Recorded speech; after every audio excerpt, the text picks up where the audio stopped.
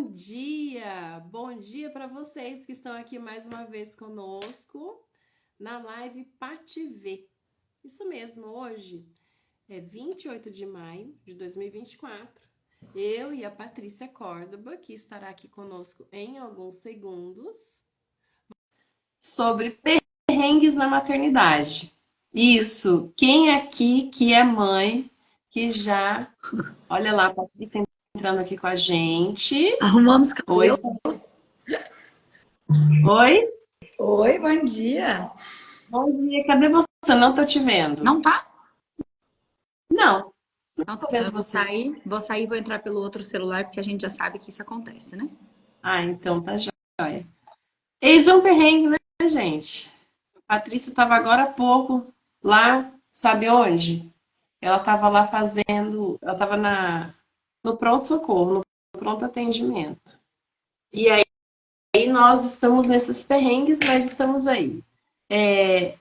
Quem aqui nunca passou por perrengue? E assim, gente, se tem uma coisa que combina com perrengue, é maternidade. Isso mesmo. Às vezes, desde a maternidade, desde a gestação, vamos lá, vamos ver a Patrícia agora.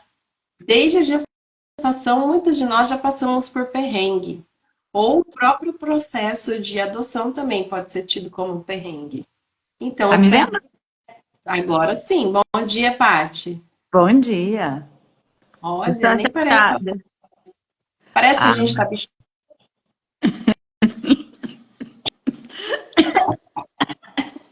ai, que horror. Deixa eu achar um filtro aqui, né? Porque eu mereço um filtro, gente, pra falar com vocês. Ai, ó, arrasei. Oi, É, Chá! Que legal que você tá aí, amiga querida, que eu amo. eu gosto desse filtro aqui, ó, que eu fico com essa boquinha, mas assim, Putz, não, é adolescente. muito artificial. Você estava Muito... falando sobre os perrengues, é? Eu tô falando que nunca passou por um perrengue na maternidade. Eu Que vou às vezes fazer o perrengue. assim. Ah, Hein? Eu vou fazer assim, porque quando a garganta fica quente, a gente tosse menos, né? Então já vai a dica até para colocar nos filhos, para os filhos não tossir tanto. Esquenta o pescoço que a gente tosse menos. a minha Sabe uma outra colher. dica de tosse que tinha uma menina, quando os meninos eram pequenos, uma mãe dava uma bolacha de água e sal, ou uma bolacha de maisena para a criança comer e parava de tossir. Que Ah, engraçado. é. Dicas, Enfim, dicas, dicas de maternidade. as mais absurdas possíveis. Mas Exato. enfim, gente, hoje a gente tá falando de perrengue, perrengue na maternidade. Eu tava falando, se tem uma coisa que combina com perrengue, é maternidade. Eu não sei o que que vem primeiro, né? O perrengue e a maternidade. Elas andam junto, os dois andam juntos.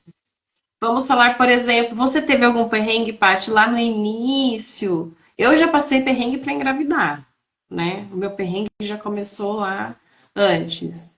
E aí tem umas coisas engraçadas, tipo assim, como a minha gestação foi trigemelar, foi um perrengue desde antes, né?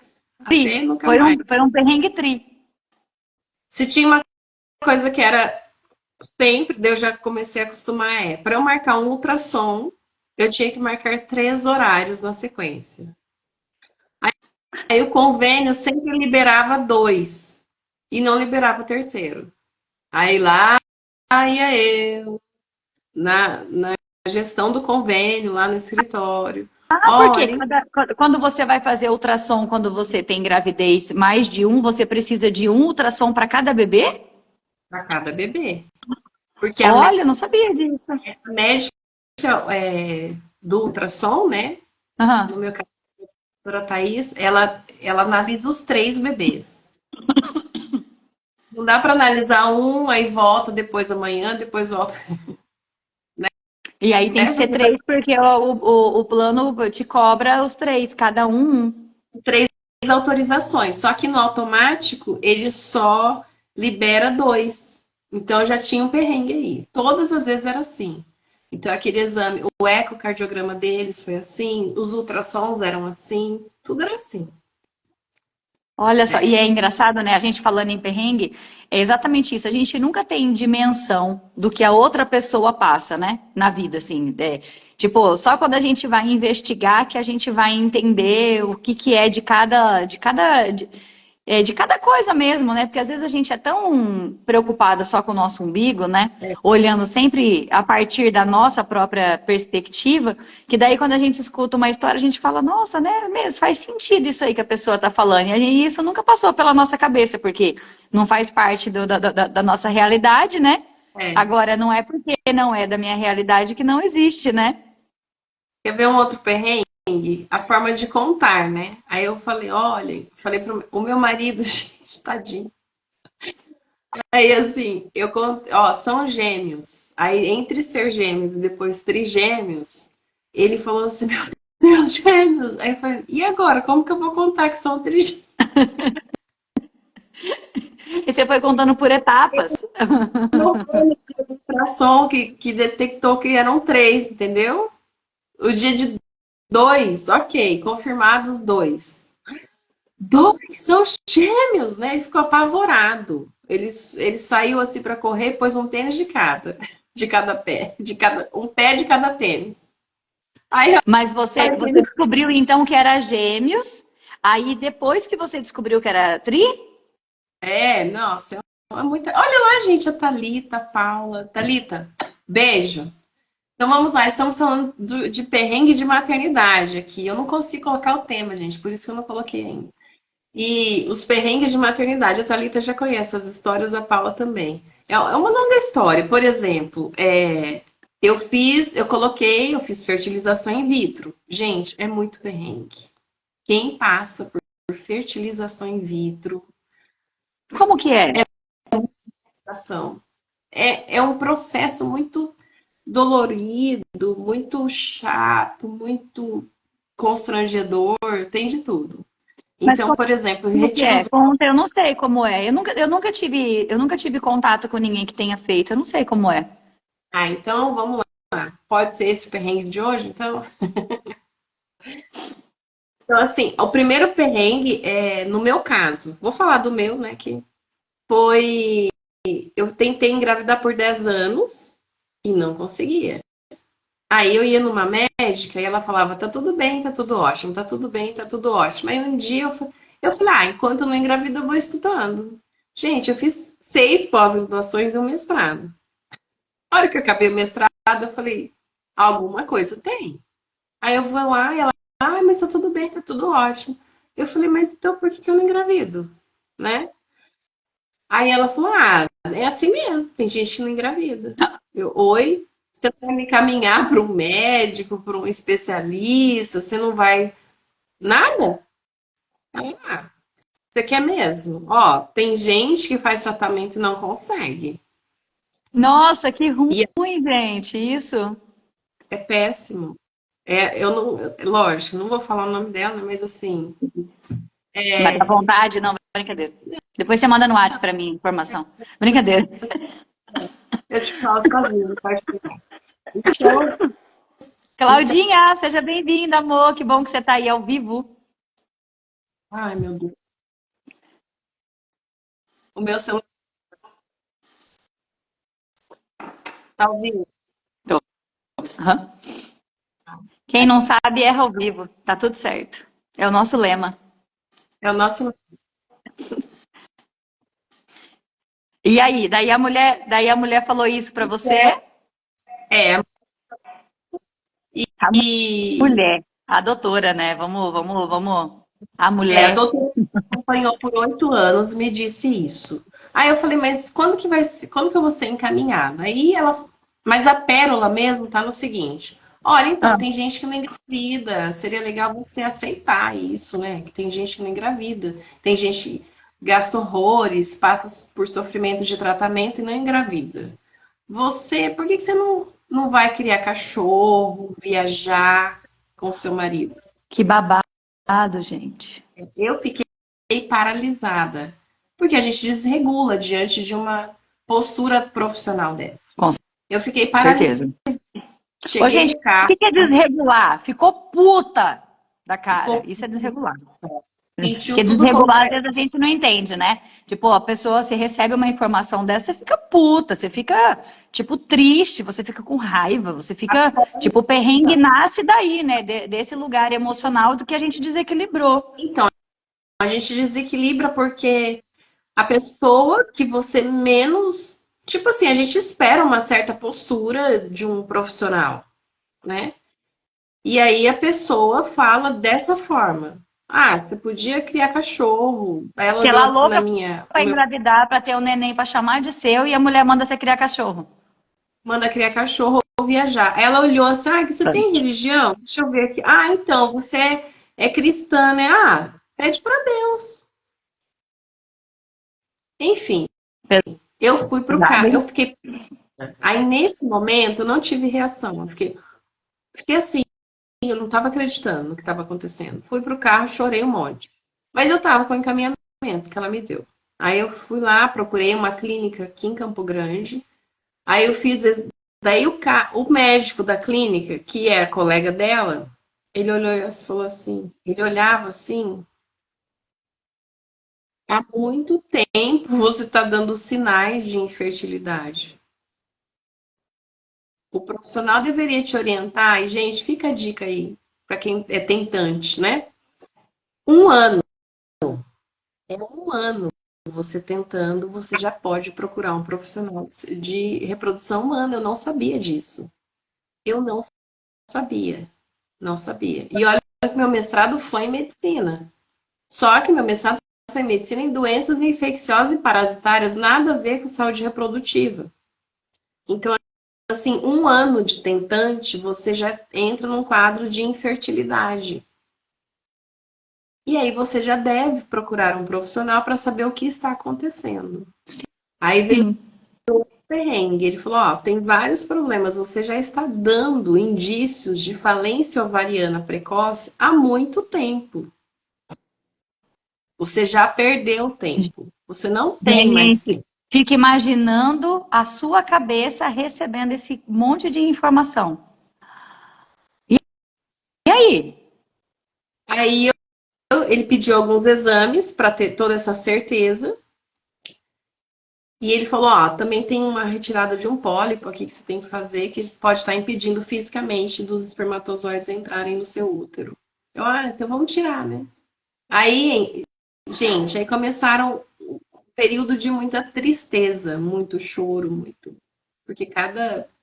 Aí eu fiz um monte de exames. Ele falou: não tem mais tempo. É agora ou agora. Sua última tentativa. Aí uma amiga minha com um quadro similar e até muito parecido com o meu, também de falência ovariana, fez a fertilização dela 4 vezes. E na quinta, eu não sei se foi a quinta ou a quarta vez, deu certo numa clínica lá em São Paulo. Aí foi quando meu marido falou: não, a gente vai fazer no mesmo lugar que eles fizeram. Porque o bebê nessa época estava com 6, 8 meses, né? De, é, de 6 a 8. Foi julho, ele nasceu em janeiro, isso mesmo. De 7 meses, mais ou menos. Aí nós fomos. Eu comecei a procurar essa clínica de São Paulo, que toda assistência, gente, foi tudo pelo WhatsApp. Fantástico. Parecia assim, me sentir da família, super acolhida, profissionais muito qualificados, que a distância física não fazia diferença. Uau. Aí eu comecei a fazer Como que todos os chama a exames. clínica? Clínica Vivitar. O meu médico foi o Em George São Paulo. Fasbolas, em São Paulo. Então eu entrei em contato pelo WhatsApp e foi num sábado, tá? E eles já começaram a conversar comigo sábado, domingo, me explicando. Tinha sempre alguém de plantão. Tinha lá 2 ou 3 pessoas que ficavam sempre falando comigo. Então todo mundo sabia. Aí foi todo esse perrengue. Então, isso foi em 2016. Então, eu lembro que dia 30 de julho de 2016, eu recebi o diagnóstico daí que era fertilização ou fertilização. E 30 de julho de 2017 eu estava grávida. Então foi um processo muito rápido e não tinha como ser diferente. Aí a gente vai descobrindo vários perrengues. Aí cada exame de sangue que eu fazia, eu descobri uma coisa. Eu descobri trombofilia, doença autoimune, que até agora eu não sei qual chama FAM positivo. É um exame aí de sangue. bem genérico, assim, que indica que você tem alguma doença autoimune, que poderia ser a justificativa da. E aí começa um monte de médico, um monte. Aí vem a fertilização, né? Aí vai lá, daí eu fui em São Paulo 2 vezes, retirar os óvulos e implantar os embriões. Só. O restante foi tudo. Daí eu troquei de médica, né, gente? Por Agora é favor. minha amada, querida Ô, gente, Alice. mas eu fico pensando, ô, Vê, assim, só fazendo um parênteses no seu perrengue, esses dias eu fui no nutricionista. E eu me sinto super bem sendo eu, né, com o meu corpo. Eu me acho uma pessoa normal. Eu não acho que eu sou uma pessoa gorda, eu não acho que eu sou uma pessoa problemática de saúde, eu não acho que eu sou uma pessoa que precisa, tipo, fazer muita coisa, entendeu? Eu sou super confortável com quem eu sou. E eu fui nesse Nutri porque eu queria, melhorar minha alimentação em casa para poder educar melhor as crianças e ter essas referências para poder melhorar a alimentação de uma forma geral, mas nada muito específico, como zerar gordura, aumentar não sei quanto de, que é muito que as pessoas fazem, né? Que é ok, né? Não julgando quem faz isso de forma nenhuma, mas não é a minha realidade, né? Então eu não tenho isso. Eu quero comer bem para poder viver bem, para poder me sentir bem, para poder fazer minhas coisas bem. Eu não quero viver uma vida restritiva, né? E da... Então eu quero viver uma vida em que eu viva bem. E aí eu fui nesse Nutri. E aí eu falei isso, que era o que eu queria. E ele falou pra mim, ele falou assim, mas você vai fazer 40 anos. E a partir de agora, é só ladeira abaixo? Porque não sei o quê. E ele começou a me detonar. Ele começou a falar que minha quantidade de gordura era um absurdo. Porque não sei o que, lá. Começou a falar. Eu falei assim, Jesusinho, amadinho da glória. E aí eu já faço acompanhamento com ortomolecular há mais de 4 anos. E o meu ortomolecular, os meus exames são todos ok. E ele faz aquela ortomolecular, ele olha você de cabo a rabo, né? É tudo assim, inteirinho. E eu faço esse acompanhamento e minha vida vai muito bem, obrigada. Há 4 anos que eu não tenho nada, né? Agora que eu tô aqui doente, eu não sei nem por que eu tô doente. Eu tava até me questionando. Eu falei assim, gente, o que será que eu aprontei que me mexeu tanto que eu fiquei doente? Porque eu tô super ok, sabe? Já há muitos anos que eu vivo super bem. E a minha intenção é viver bem. E aí o cara falou isso pra mim. Aí eu olhei assim pra cara dele e eu falei assim, mas doutor, você acha certo falar isso pra uma mulher que tá procurando ajuda? Né? Aí ele ficou todo sem graça. Mas assim, né? Eu já tenho um preparo emocional pra receber uma coronhada dessa, porque, cara, é muito sem noção um profissional da área da saúde falar isso pra você, né? Eu falei, como assim, gente? 40 anos é ladeira abaixo? Não, pera lá, né? Eu tenho só 40 anos, eu ainda tenho muita coisa para viver. E o que é esse ladeira abaixo para ele? Porque para mim não é, né? Então, assim, né? Como que a gente viver esses perrengues está muito relacionado ao que a gente recebe de informação de fora, que é muito o que você está contando da sua história. A gente recebe muita informação de fora e a gente tem que digerir o que os sem noção falam, né? E a É, gente tem, e a gente tem que estar preparada, né? Porque isso é um autocuidado, isso é um equilíbrio emocional, isso é você saber o que é seu e o que é do outro. Por exemplo, esse Nutri mesmo que falou isso pra mim, cara, isso é um problema dele, porque esse cara tem 20 e poucos anos. Como que ele olha pra uma mulher de 40 e fala um negócio desse, né? Tipo, aí eu fiquei pensando, eu é falei, não, isso aí é dele, não tem nada a ver comigo, isso aí. É muito sem noção, exatamente. muito. É que quem chegou agora não escutou o que a médica da V falou pra ela quando ela queria ter neném, que mandou ela adotar pets e viajar ao invés de ter filho. Então, tipo assim, essas É. pessoas que falam um negócio desse, você tá ali querendo algo e aí a pessoa vem e faz um negócio desse. É muito sem noção. Então, e isso é aquela história, né? A gente não vai acabar com essas pessoas sem noção no mundo, né? Porque eles existem, eles estão por aí. Não sei do que eles vivem, o que eles comem, né? Mas eles estão aí, né? Então, Mas eles estão aí. E a gente precisa o autoconhecimento é tão importante nesse momento, porque não é que a gente não vai ficar triste, porque a gente fica triste. Tanto que eu fiquei pensando nesse Nutri, menina, eu fiquei pensando nele assim, acho que semanas. Tipo, eu devia ter dito mais coisa. Eu devia ter. Tipo, eu queria ter, tipo, sei lá, sabe? Eu fiquei com muita raiva. E aí eu falei isso pra ele de um jeito educado, e aí depois eu fiquei pensando, eu falei, não devia ter sido educada, né? Eu devia ter esculachado. Mas aí depois eu fiquei pensando, não, eu gosto de ser educada, tá tudo certo. E aí, mas assim, né, a gente precisa se preparar para poder responder às pessoas sem noção do mundo, né? aí a gente tem que ter um autoconhecimento. Porque, assim, muitas vezes dá raiva, sim. Mas, por exemplo, você fez ele refletir muito mais ser educado. E se você É, tivesse feito um barraco, aí ele, ah, olha lá, ó. Depois fala que não tá acontecendo nada. exato. Aí depois de certo, se eu ficasse xingando o louco assim, olha aí, ó. Além de toda engordurada, ainda é doida, né? Aí, ó, a É, gordura já, exatamente. já tá desregulando já e fica aí, ó, É. achando que não tá acontecendo, né? Então, Acredita, menina? Foi muito engraçado, mas enfim, tá tudo certo. E aí, então, assim, né, a gente tava, esse tema de hoje, gente, a gente escolheu porque a gente escutou um áudio de uma mãe, né, Vê? Falando sobre uma dificuldade, um perrengue que ela tá enfrentando também. E eu acho que cabe muito também na sua história, né, Vê? Que a gente escuta muita coisa sem noção e a gente precisa lidar com essas coisas sem noção, né? Que é muito perrengue, né? então, nossa, é muita. Se você falou agora sem noção, é muita sem noção. Mas assim, é, então esse início da maternidade causa muito perrengue. E a gente vai ter outros ainda. E assim, eu sei que eu não sou uma referência muito. Eu não sou muito comum, assim, porque fui mãe de três na primeira viagem. Então eu falo que eu dei a volta ao mundo na primeira viagem, né? Porque, vamos lá, às vezes a gente não consegue tomar banho direito, às vezes a gente não, a gente perde a nossa identidade. Aí também justifica muito da depressão pós-parto, né? Sim. Porque assim, eu não tive. Mas assim, é muito justificável. E tem muitas mulheres que se culpam pela depressão pós-parto, mas ela é um fator Porque como assim? Eu biológico. queria tanto um filho e agora eu tô aqui com essa tristeza, né? E aí não aceita o que tá acontecendo, né? Você sabe que eu tomei remédio para depressão durante a gravidez, porque o meu médico tinha muito medo de eu ter depressão pós-parto, porque eu chorava muito na gravidez. Eu achava que o Nicolas tinha morrido na minha barriga. Aí eu ia lá e comia açúcar.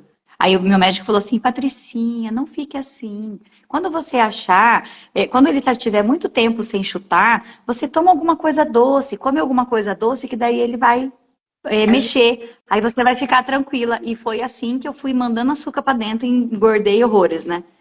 E aí eu é, tomei remédio. Olha como que é, né? Cada mulher vai viver o seu processo, né? E é exatamente, a maternidade é o todo perrengue, hein? E aí depois, quando nasce, é outro perrengue, né? Porque daí você tem um serzinho pra você cuidar, né? assim, ó, você tem toda a gestação, o pré-natal, tudo. Isso eu acho que eu já tinha um pouco mais de segurança também, enfim. Eu tenho minhas crenças e, e eu fazia ultrassom a cada 15 dias, né? Então eu acho que facilitava um pouco, porque eu era muito acompanhada. O meu pré-natal foi muito intenso, assim, muito, enfim. Você se sentia mais segura com esse movimento. É, Eu também, me isso me sentia ajudou. também. Acho que é importante ter um gineco que deixa a gente confortável, né? O meu também foi o Dr. José Eduardo Silveira. Me deixava muito confortável, eu ficava muito segura com ele. Mas Mas ó, eu tô aqui olhando a hora que a gente vai ter que encerrar e eu queria caminhar um pouquinho para frente, porque você tem hoje os seus filhos já têm. Ai, olha, eu tenho morro de vergonha, porque toda live eu pergunto quantos anos os meninos têm. 6 anos. 6. Ai, gente, que péssima eu. Vou escrever aqui, os trigêmeos têm 6 anos, vou escrever no meu quadro ali para eu nunca mais perguntar. E os meus têm 11, os meus têm 12 e 13 anos, os meus meninos, né? E a gente vive essa fase desse perrengue quando eles são pequenininhos, mas a gente vive depois que eles crescem também, né? Os perrengues vão mudando. E é muito importante a gente entender que a gente viver com essas no mundo, né, gente? Porque quando a gente tem filho, a gente quer muito trazer as crianças para dentro da casa da gente e ter aquele ambiente seguro, criar como se fosse uma redoma para esses filhos, né? E aí depois, com o tempo, eles vão crescendo, a gente vai percebendo que a gente não consegue, que eles precisam ir para o mundo. E o que eu vejo muito são as mães querendo ir para o mundo da criança junto com a criança. E isso aí causa um conflito muito grande, né? Porque a gente tem que confiar que a nossa criação, o que a gente está ensinando para as crianças, vai dar bons frutos. Porque senão a gente começa a ficar muito agoniada, muito desesperada. E aí eu não vou nem falar sobre o áudio da V, que foi o que deu o start para a gente usar esse tema. Eu vou falar de um exemplo meu, de uma cliente que estava ontem até comigo com o filho, e ela estava me contando que o filho dela tem muito medo de fazer qualquer coisa sozinho, que quer que ela esteja junto, né? Que ela confere ainda bumbum. Ele tem 9 anos, 8, 9 anos. Então ela ainda confere bumbum, ela ainda vê as coisas. Eu falei assim, mas não dá para você fazer isso porque você está tirando uma independência, uma autonomia dele, que ele precisa entender que ele dá conta de encarar o mundo, né? Porque lá na sala dele, na escola, lá nos ambientes que você não vai deixar ele com um monte de adulto, você vai lá e você vai deixar ele com outras crianças, né? Então ele precisa dar conta daquelas crianças, porque são crianças como ele, teoricamente, está no mesmo nível de desenvolvimento, né? Então É. você tem que conversar, ensinar, falar que cada família ensina de um jeito, que vocês têm o jeito de vocês. Então, assim, trazer essa clareza. E aí traz de novo a importância da gente entender quem a gente é, né? Qual que é a base filosófica que a gente segue dentro da casa da gente? Porque não dá pra gente ir caminhar no escuro, né? Que nem a Vê é cristã. Ela segue uma base filosófica dentro da casa dela.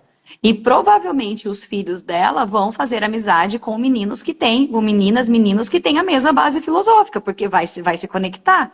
Né? A minha base filosófica dentro da minha casa é a psicologia positiva, as virtudes e o caráter. É assim que eu ensino os meninos, e é tudo em cima disso. Então, os meus filhos provavelmente vão se conectar com pessoas que têm essa mesma pegada. Né? Então, às vezes, quando eles eram menores, chamavam eles para ir nas células ver. Era bem engraçado. Eu falava, claro, filho, vai lá ver como você se sente. Porque lá na nossa casa é tipo, é tudo liberado. Tipo, tá tudo certo. A gente não tem uma coisa muito como religião. A gente precisa Uhum. trabalhar o desenvolvimento do ser. Né? Acreditamos em Deus, fazemos toda a transcendência, né? Acreditamos em tudo, espiritualidade e tal, mas a gente não segue uma religião específica. Então, quando os amiguinhos fazem amizade, eles querem que eles vão e eles ficam com vontade de ir porque eles querem estar no meio social, né? Estão construindo um meio social. E aí eu falo, claro, filho, vai sim, a mamãe te leva. E aí eles já foram em célula, já foram no negócio da igreja. Esses dias me pediram para fazer catequese. Aí eu falei, claro, filho, a mãe leva você, vamos ver como que é, porque daí tem o amiguinho que faz, né? Aí vai um Aham. pouquinho, aí, como a família não faz, acaba se desconectando. Mas aí você fala, ó, independente da crença filosófica, né? Independente do que o seu amiguinho acredita, você pode ser amigo dele. Então, e aí, lógico, né? Tem as amizades, enfim, a gente ensina isso. Né? Então, começa a viver num mundo com mais facilidade. Tipo, ok, as pessoas podem ser diferentes de mim, mas eu ainda posso ser amigo dessa pessoa. Eu não Sim. posso ser amigo só de iguais, né? Às vezes o fulano, às vezes chega, né? Ah, porque fulano fez isso, aquilo, ciclano, nananã. Filho, mas será que ele estava num bom dia? Porque ele é seu amigo, né? Nem todo mundo tá bem o tempo todo. Pergunta para ele o que foi que aconteceu, fala que você não gostou. Então você instrui a criança a lidar com aquela situação. E às vezes não dá certo, né? É, Às vezes não dá é, certo. agora vamos lá no processo de autoconhecimento disso tudo. Manda, vai. Se uma mãe, um adulto, vamos por assim, um adulto saudável, ele não tem um autoconhecimento, não tem um plano de educação, que, gente, no plano de educação, deveria incluir, né, a questão de autonomia. Deve se incluir. Tem uma autonomia esperada para crianças em várias idades. Isso é uma coisa que eu já conversava com a Thalita há alguns anos atrás lá. Eu acho que ela não está mais na live, ela só entrou rapidinho. Então, assim, a autonomia da criança, ela precisa ser trabalhada, precisa ser incentivada, essa autonomia e independência. Porque, assim, uma criança saudável, que tem os braços que funcionam, né? Tem dois braços, tem uma mobilidade ok. Aos 9 anos, ela já conseguiria cuidar do próprio bumbum. Né? E ela teria condições, sim, de conviver em alguns ambientes selecionados para ficar sozinha, independente. Porque a criança que é tolhida de ter autonomia, ela vai se sentir incapaz, ela vai se E sentir aí, fracassada. e aí a gente não permite que essa criança sinta-se realizado consigo mesmo. Que é um Isso, realizar, se sentindo capaz. Então, mãe, autoconfiante. é confiante, eu sou capaz, eu sou É, autoconfiante, eu consigo, né? Vem daí. E às sim, vezes a gente, ai, mas eu quero mimar. Ok, você mimar é uma coisa. Agora, você impedir que a criança cresça é bem diferente. O mimar é assim, ó, você sabe se servir, você sabe cozinhar, você sabe fazer o seu bolo preferido, mas eu vou fazer hoje para você. sim, Isso é mimar. perfeito. Você sabe pegar um Uber, você sabe viajar sozinha, você sabe, mas dessa vez eu vou com você. Eu vou lá te buscar no aeroporto. Isso é mimar. Sim. Isso é mimar. E É isso, ó, diferente. e isso acontece na vida adulta, né? Eu tô pensando aqui no meu marido. Ele viaja muito, né? E às vezes eu falo assim: ah, vou lá buscar para agradar. Não é porque ele não conseguiria vir. Lógico que seria muito mais fácil se ele pegasse o Uber e viesse, mas se eu for lá buscá-lo, eu tô mimando, eu tô agradando, eu tô nutrindo a relação. E a gente confunde muito a maternidade, que a gente quer nutrir demais, né? E a gente nutre a relação com os nossos filhos fazendo as duas coisas, mimando e ensinando eles a ter autonomia, porque quando ele tiver um perrengue na vida, ele vai saber que você pode ajudar ele a resolver, né? Porque você orienta de uma forma que ele consegue resolver. Eu quero trazer um outro exemplo que eu acho que faz muito sentido, é muito pertinente aqui. Meus filhos têm, como eu disse, têm 12, 13 e eles estão na fase do namoro, né? Um mais, outro menos, mas o que é mais ele acaba se relacionando com meninos, né? A maior parte dos amigos dele também querem namorar. Então, entre as mães, a gente essa é a pauta, tipo, ai, aí, tá gostando da fulaninha, né? Ai, meu Deus, ela já beijou, ai, não sei o que, não, não. E a gente fica nesse papo. E aí, o meu filho, as meninas fazem o que querem e o que não querem, né? Muitas aspas Uhum. nisso. Por quê? Eles estão se descobrindo. As meninas estão se descobrindo, porque eu tô falando que ele tá namorando com meninas da sala dele. Então, as meninas estão se descobrindo e ele está se descobrindo também. Então, existe toda uma dinâmica ali de descoberta. E aí eu vejo assim as mães, porque aquela menina não sei o quê, porque ela teve uma que pegou o WhatsApp do menino e clonou para ela poder ver tudo, sem o menino saber. E aí, no meu caso, não. No meu caso é assim, eu falo, abre aí seu celular e me dá aqui pra eu dar uma olhada, ver como é que tá. E aí eu olho na frente dele, eu não faço escondido dele. Porque ele tem que saber que eu, como mãe, estou cuidando para que nada de mal aconteça com ele. Porque ele ainda é novo e ele está aprendendo. Se eu ver alguma coisa suspeita ali, eu vou querer orientá-lo, né? Mas eu faço isso com o consentimento dele, eu não faço escondido. Porque daí eu estou criando uma desconfiança na relação com uma das pessoas mais importantes da minha vida, que é meu filho. Eu não quero isso para mim.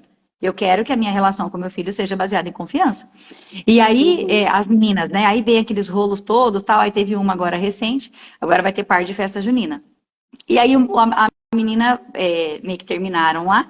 E aí ela falou para todas as meninas da sala que não era para ninguém dançar com ele porque ela gosta dele. E ele ficou sem par. E aí, isso é uma coisa que, assim, né, a gente sente, tipo, ai, que merda, cara, que raiva isso, né? Mas aí você não pode sentir essa raiva, porque é coisa de criança. Você tem que orientar, filho, mas e aí, quais são as suas opções, né? Você vai dançar, você não vai dançar? O que que você vai fazer? Menina, eu sei que a gente ficou mais de uma semana conversando sobre esse assunto. E todo dia eu perguntava, eu falava assim, e aí, o que aconteceu com o par? E aí, conseguiu dar um jeito? Eu falei, conversa com ela, pergunta pra ela se é verdade. Ó, olha eu, pergunta pra ela como é que tá, não sei o quê, né? Se não tem, então, ou então ela dança com você, né? Porque tem o ponto, né? Que eles querem nessa idade, eles fazem todas essas coisas porque eles querem ganhar ponto. E eu falei, ó, conversa com ela, tal, não sei o quê. Aí ele falou assim, ah, mas não quero conversar, não. Mas aí ele foi e conversou. Aí, entende? Então, assim, você ensina a criança, o adolescente, porque meu filho tem 13 anos, é um adolescente, não é uma criança mais.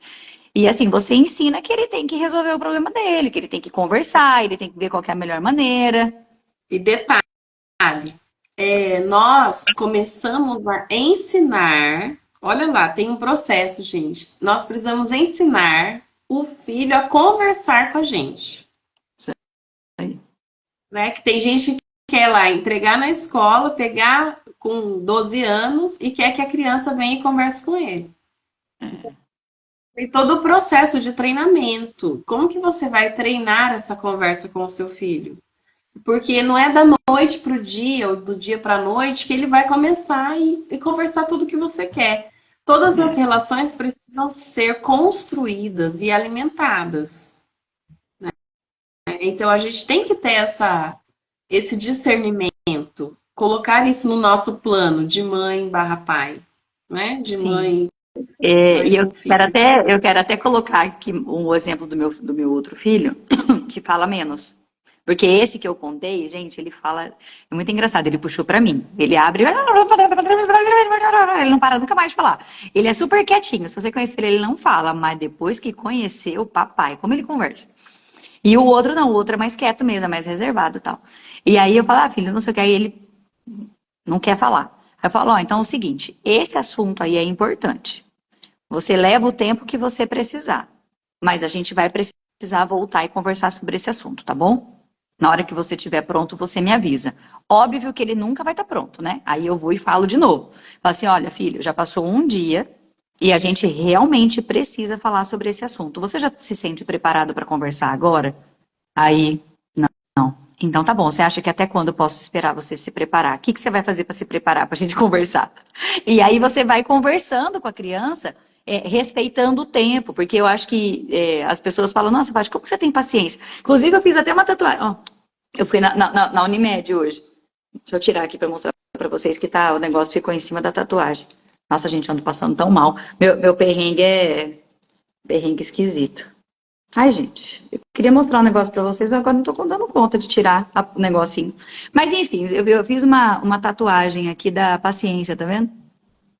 Porque eu acho que o grande diferencial de qualquer relação bem construída, o grande diferencial de você ter paciência, de você fazer qualquer coisa na vida é você trabalhar a sua paciência. É você entender que tudo tem um tempo, que tudo tem o tempo de acontecer. Então, às vezes a pessoa fala, ah, mas é muita paciência, esse guri faz o que quer, vai se acontecer. Eu falei, não faz não. Eles estão ótimos, eles são meninos que tiram notas boas na escola, eles são meninos bem educados, eles são meninos que têm os compromissos extracurriculares que eles fazem muito bem, eles ajudam, eles são cooperativos. Eu não acho nada de mal com meus filhos, eu acho que eles estão exatamente como eles têm que estar na fase de vida que eles estão. Então, assim, eu vejo que muitas vezes as pessoas ficam muito impacientes porque começa a projetar. Eu tenho uma cliente aqui que tem filhos mais ou menos da idade dos meus. E ela fala, e tipo, naquela agonia, naquele anseio, né, que ela tem de educar e de mandar fazer tarefa, e essas coisas de mãe, né, de escovar dente, não sei o quê, cuidar da higiene, esse monte de coisa arada que a gente faz, né, diariamente, instrui diariamente. Eu falei, tá, mas qual que é o seu maior medo? O que, de pior pode acontecer? E ela falou assim, não, é ser uns marginais, é virar drogado, é não ter sucesso na vida. Então, muitas vezes a gente vai construindo a relação no presente por medo do futuro.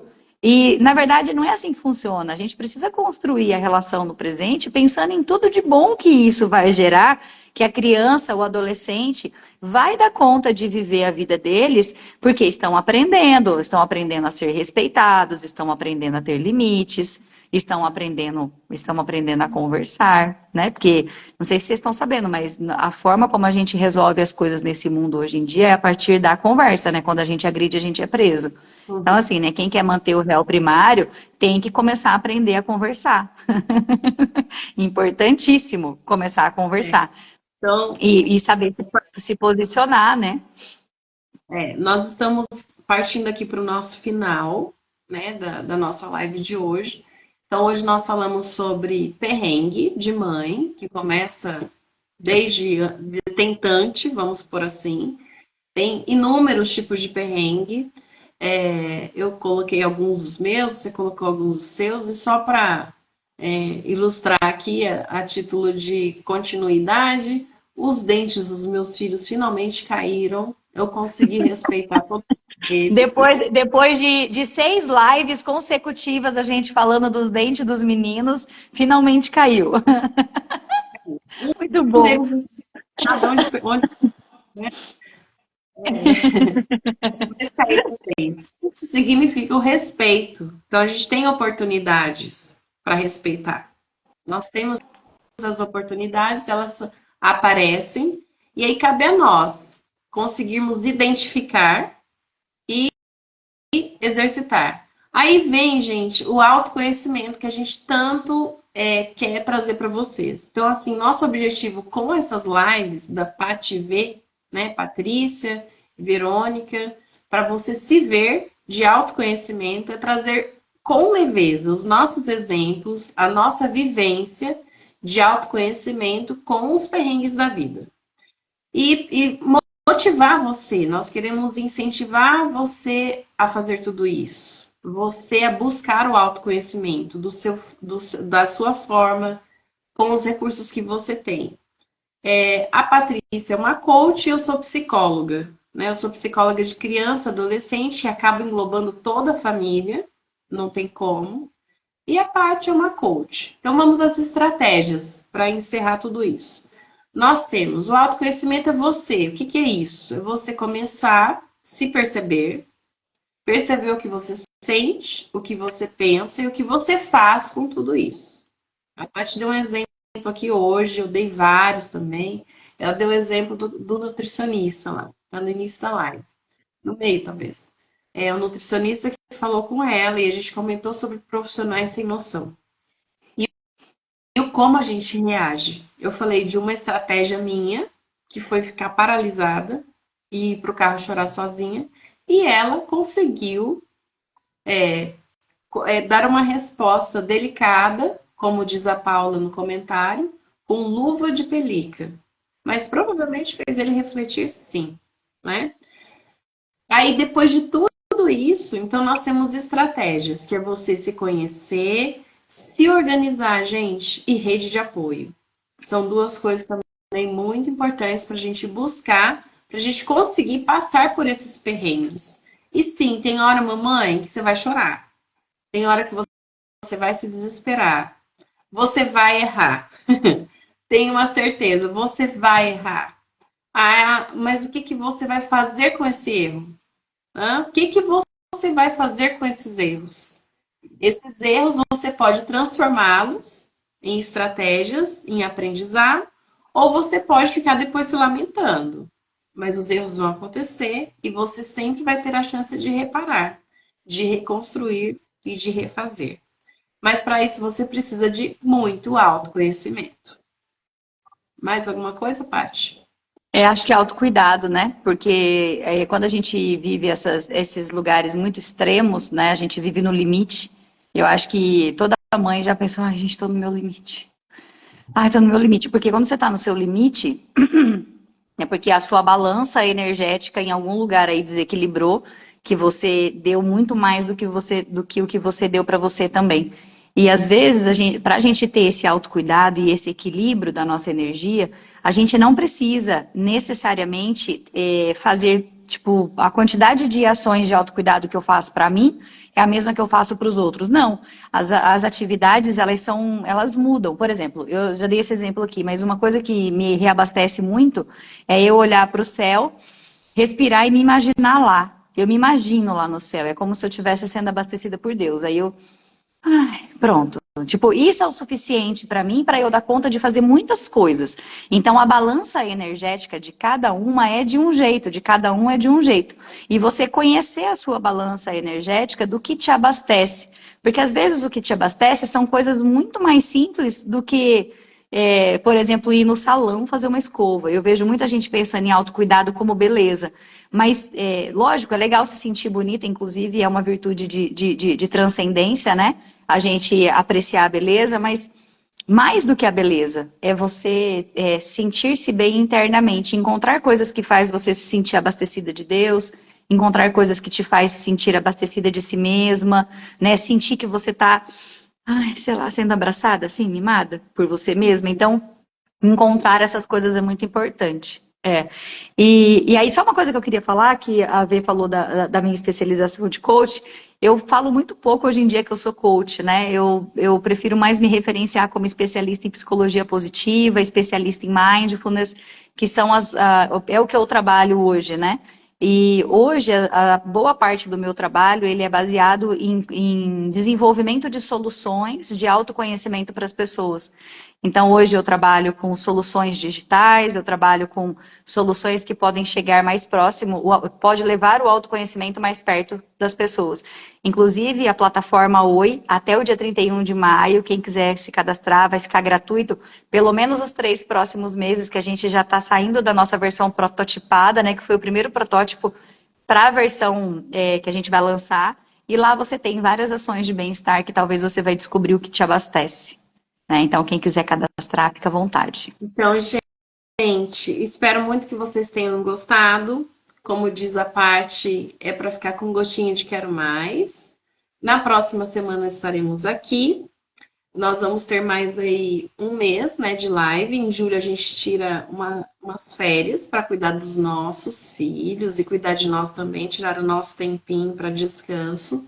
E em agosto a gente retorna. Mas olha, muito obrigada pela presença. Caso vocês não tenham conseguido assistir a live toda, ela ficará gravada. Espero que hoje eu consiga compartilhar ela. Você vai conseguir, eu confio. E a Gente, muito Claudinha, obrigada. ó, e a Claudinha colocou aí que ela não é mãe, né? Mas que ela aprendeu um pouco do que é ser mãe. E assim, né? Não é só ser mãe, né? Tudo que a gente falou aqui é sobre processo de desenvolvimento, né? Cabe em qualquer relação, viu, Claudinha? Não só com a maternidade. Claudinha, não fique muito assustada, tá? Ser mãe é perrengue, mas também é maravilhoso, tá? Então É. você cresce para várias direções. Um beijo, obrigado pela presença. Guardamos vocês na próxima terça.